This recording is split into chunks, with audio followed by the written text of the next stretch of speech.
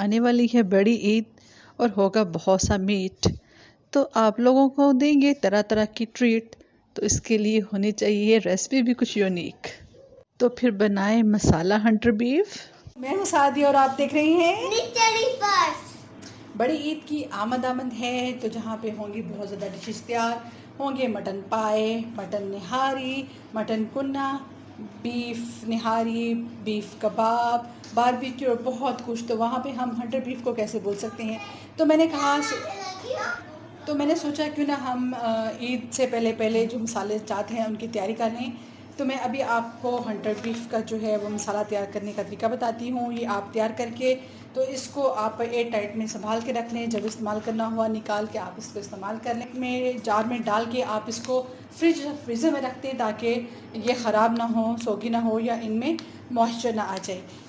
तो चलिए अब हम चलते हैं अपनी रेसिपी की तरफ। मैं आपको मसाला जात बता दूं कि कौन कौन से मसाले यूज़ करें हंटर बीफ में या कॉर्न बीफ में। जो हमें सबसे मेन इंग्रेडिएंट है वो चाहिए होता है हमें कलमी शोरा, जिसको हम पीटर सॉल्ट भी कहते हैं। ये इसका मेन इंग्रेडिएंट है। हंटर बीफ में और कॉर्न बीफ में आपको मैं फ़र्क बता दूं। जो हंटर बीफ होता है वो बड़े गोश्त का पीस होता है, उसे हम हंटर बीफ बनाते हैं। और जो छोटा जानवर होता है जैसे व्हील वगैरह, तो उसे कॉर्न बीफ बनते हैं। एक्चुअली फ़र्क मसाला जात में नहीं है, फ़र्क जो है वो गोश्त का या जानवर के बड़े और छोटे होने का है। चलें जी, अब हम मसाला जात को नोट कर लेते हैं। सबसे पहले मैंने लिया है कलमी शोरा, जैसे कि पीटर सॉल्ट, ये है 40 ग्राम। और हम को चमचों में नापेंगे तो ये तकरीबन 2.5 टेबल स्पून है। इसके बाद है काली मिर्च पाउडर, ये 2 टेबल स्पून है या फिर 30 ग्राम है। इसके बाद मैंने ब्राउन शुगर ली है, ब्राउन शुगर 3 टेबल स्पून है यानी 45 ग्राम है। नमक जो है ये 1.5 चम्मच है, 1.5 टेबल स्पून है यानी कि 22 ग्राम है। इसके बाद जो है ये दालचीनी पाउडर है, दालचीनी पाउडर जो है ये 3 ग्राम मैंने लिया है यानी कि आधा खाने का चम्मच। इसके बाद जो है आधा चाय का चम्मच है ये। और इसके बाद है गरम मसाला जो है ये मैंने 1 टेबल स्पून लिया है यानी कि 15 ग्राम।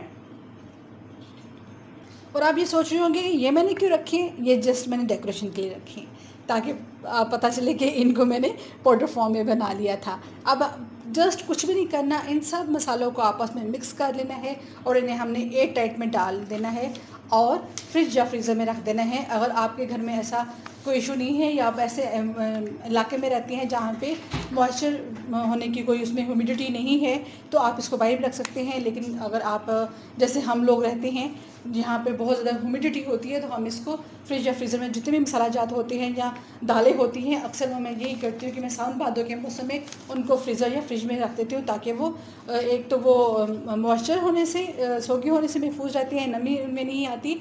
दूसरा वो ये आजकल सावन भादों के मौसम में कीड़े भी पड़ जाती हैं तो उनसे भी महफूज रहती हैं। अब जी मैं जहाँ आपके साथ कर रही हूँ बहुत सी बातें, उसके साथ साथ हम इन मसाला जात को कर लेते हैं आपस में मिक्स। बस जैसा ये मसाला जात मिक्स हो रहे हैं जी, इसी तरह आपने ईद के दिनों में आगे पीछे भी मिलजुल के रहना है। सबके साथ आपने प्यार मोहब्बत के साथ रहना है। दुनिया का माल, दुनिया की सारी अदावतें दुनिया में ही रह जानी हैं। हमें अगर आखिरत के लिए सामान तैयार करना है तो हमें सबसे मिलजुल कर रहना पड़ेगा और रहना चाहिए। यही हमारा इस्लाम, यही हमारा दीन कहता है। और वैसे भी जी ईद का खुशी का मौका है और ये बड़ी ईद तो वैसे भी कुर्बानी की ईद है। तो अपनी ख्वाहिशों को, अपनी अना को, अपने तकब्बुर को, अपने हसद को, बुग़्ज़ को, नफ़रत को, सब की कुर्बानी दीजिए और मिलजुल के रहिए, प्यार मोहब्बत के साथ रहिए। अगर कोई आपके तरफ नाराज़गी में एक कदम बढ़ाता है आपकी तरफ सुलह का, तो आप उसकी तरफ 10 कदम बढ़ाइए। इसी तरह अगर आप यही सोचती हैं कि अल्लाह ताला आपको एक नेकी का 10 गुना सिला देगा, तो आप भी बंदों के साथ इसी तरह कीजिए। हाँ जी, ये मसाला को मैंने सारा कर लिया है मिक्स। और अब मैं इसको एयर टाइट में डाल के, कोई भी आपके पास एयर टाइट जार है, एयर टाइट कंटेनर है, कुछ भी जो उसमें आप फूड कंटेनर है आपके पास एयर टाइट, आप किसी में भी इसको रख के तो आप इसको महफूज कर सकती हैं और ईद के दिनों में आप इसको इस्तेमाल कर सकती हैं। क्योंकि हंटर बीफ जो होता है वो 1 या 2 दिन की बात नहीं है, उसको बनाने के लिए तकरीबन हमें 7 दिन चाहिए होते हैं। पहले दिन हमने मसाला लगा के उसको रख देना है, दूसरे दिन हमने उसको पलट देना है, तीसरे दिन फिर पलट देना है, चौथे दिन फिर पलट देना है, यानी कि एक साइड ऊपर कर देनी है, अगर वो ऊपर है तो अगले दिन हमने उसको नीचे कर देनी है। तो 7वें दिन जब हम जाके हम इसको बनाएंगे, आने वाले कुछ दिनों में मैं हंटर बीफ की रेसिपी भी आपको दूंगी। अभी बहरहाल आप मसाला तैयार कर लें, ताकि ईद के दिनों में आपके पास अगर टाइम शॉर्ट है तो आप फटाफट मसाला निकालें और हंटर बीफ की तैयारी कर लें, जो कि बनेगा लेकिन फिर भी 7 दिनों में। चलें जी, ईद पे खुश रहिए, सब में खुशियाँ बांटिए। बहुत सा गोश्त जहाँ आप के पास आएगा और आप बांटेंगे तो उसमें गरीबों को ज़रूर याद रखिएगा। फिर मिलेंगे किसी नई रेसिपी के साथ इंशाल्लाह बहुत जल्द। अपना अपने प्यारों का जहाँ तक हो सके लोगों का ख्याल रखिएगा। अल्लाह हाफिज़, अल्लाह निगहबान।